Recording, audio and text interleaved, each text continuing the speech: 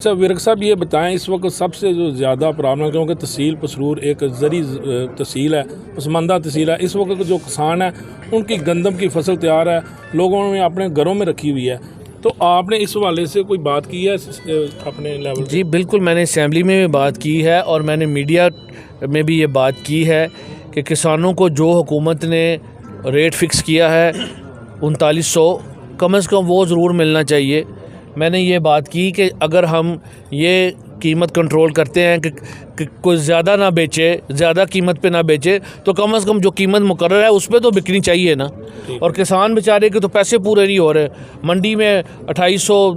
3000 rate ہے اور کسان کو بہت نقصان ہو رہا ہے اور اس کی فصل کو اٹھانے والا نہیں۔ تو میں حکومت سے یہ ریکویسٹ کروں گا کہ پنجاب کے کسانوں کی جتنی گندم ہے وہ ساری اٹھا لی جائے سرکاری ریٹ پہ، اسے سٹور کر لی جائے آئندہ کے وقت کے لیے جو ضرورت ہے، اور جو ضرورت سے زیادہ ہے اسے چاہے ایکسپورٹ کر دیا جائے جہاں پہ مناسب سمجھے، باقی صوبوں کو دے دیں۔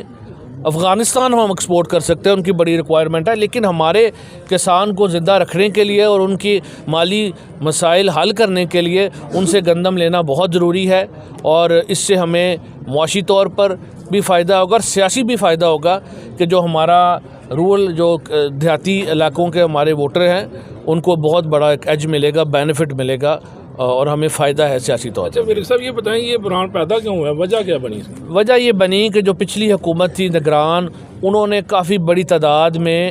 گندم امپورٹ کر لی تھی، اس کی وجہ سے گندم مارکیٹ میں موجود تھی اور گودام بھی بھرے ہوئے تھے، اس لیے نہ مارکیٹ میں گندم کی شارٹیج ڈیمانڈ ہے، نہ گورنمنٹ کی سٹوریج میں جگہ ہے،